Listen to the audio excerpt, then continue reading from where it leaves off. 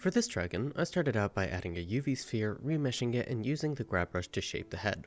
Now usually, I would have my references on a second monitor while working, but for this video I decided to show the main two references I was emulating, with my main focus being on the horned forest one on the top right. Using a combination of the grab and snake hook brush, I pulled and shaped the overall head and neck before going in with the draw sharp brush to carve in the mouth line. Masking the carve I just made, I cleaned up the line, pushing the underside in to give him a little overbite. Next came the snout, nostrils, and eyes.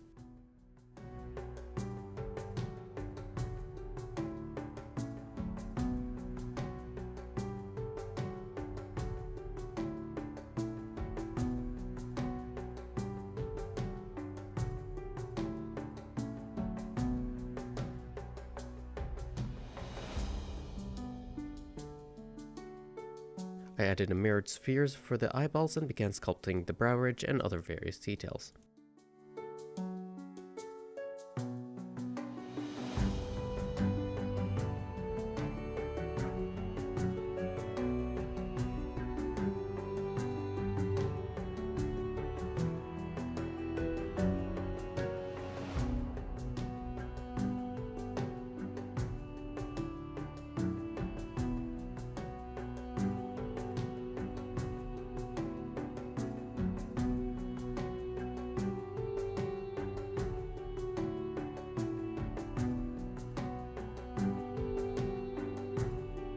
After a lot of cleanup, I used the snake hook to pull out some more geometry for the main horn, smoothing it out and carving more horns and skeletal plates around the top of the head.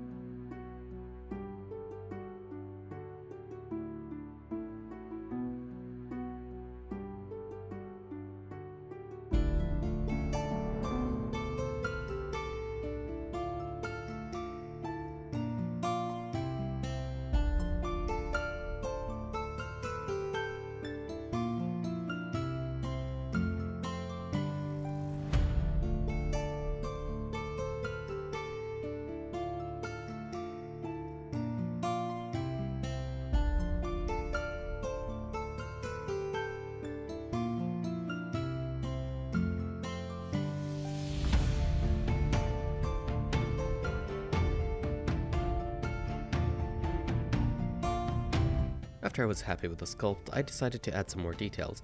I added a cube, collapsed it into a single vertex by merging it, then added a skin modifier to make some teeth.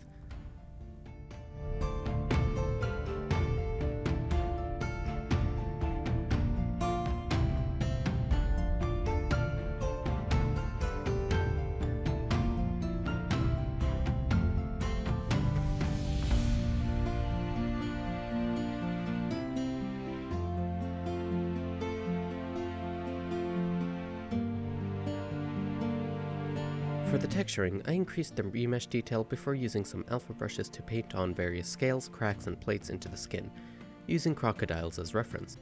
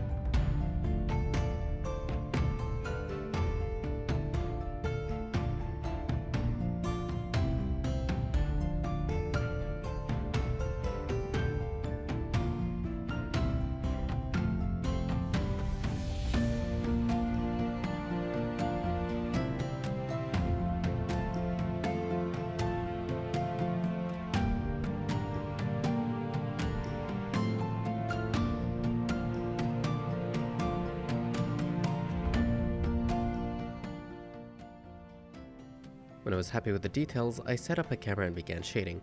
I decided to go with some basic cel shading by feeding various tuned BSDF nodes into one another to get a detailed tuned shader. Adding a sunlight to test out the shader, I decided to go the lazy route and just assign different parts of the sculpt different materials to avoid more texture painting.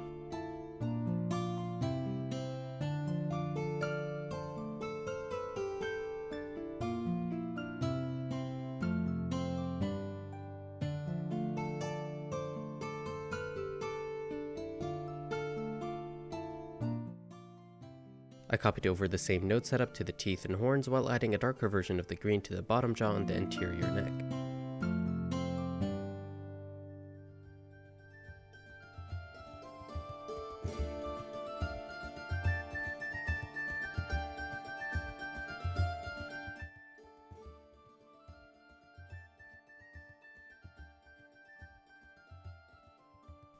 Now, since I didn't bother to fix the topology, the shadows looked quite scuffed.